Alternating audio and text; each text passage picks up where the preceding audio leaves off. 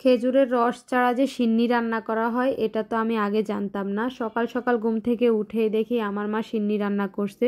তো জিজ্ঞেস করলাম রস কোথায় পেলো। আমি আবার কালকে বাফা পিঠা খাওয়ার জন্য খেজুরের গুড় নিয়ে আসছি, মালাখার যেগুলাকে বলে আমাদের নোয়াখালীর বাসায়। তো ওইখান থেকে এক মালা কেটে আম্মু এভাবে সিন্নি রান্না করছে। এত মজা হয়েছে বিশ্বাস করেন, আপনারাও ট্রাই করতে পারেন। যারা খেজুরের রস পান না তারা এভাবে মালাখার দিয়েও রান্না করতে পারেন, খুবই ভালো হয়।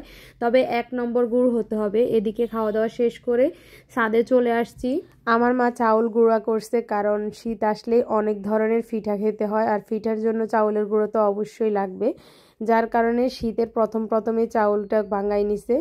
এদিকে মশলা গুঁড়া করার জন্য সব ধরনের মশলা একসাথে রোদে শুকাইতে দিছে। আমরা কিন্তু প্রতি বছরে একবার করে মশলা ভাঙাই। এই ছোট্ট মরিচ গাছটা দেখেন কত কিউট, এটা আমি গত বছর লাগাইছি ছাদের টফের মধ্যে।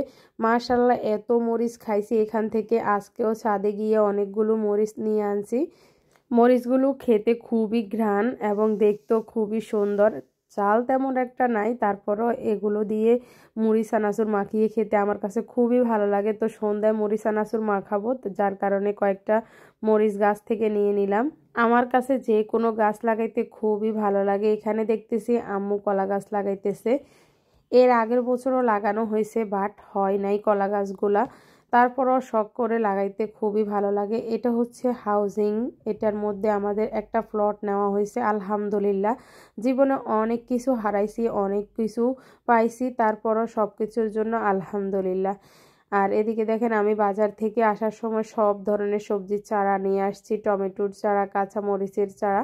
আমার মতো তোমরা কে কে এরকম সবজি গাছ লাগাইতে পছন্দ করো অবশ্যই কমেন্টে জানাবা।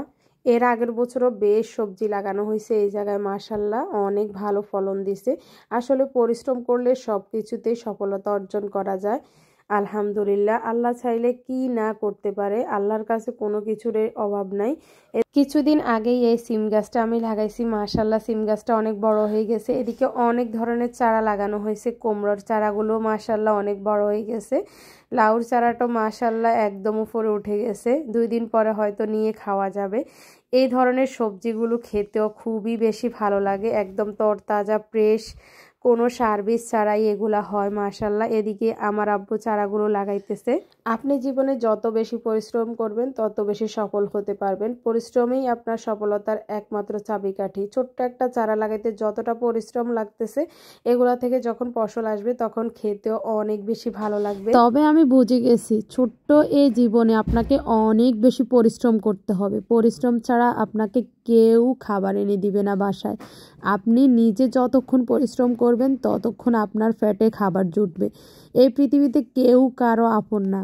তো আজকের ভিডিওটা আমার এই পর্যন্তই। ভালো থাকবেন সবাই, সুস্থ থাকবেন, আল্লাহ হাফেজ।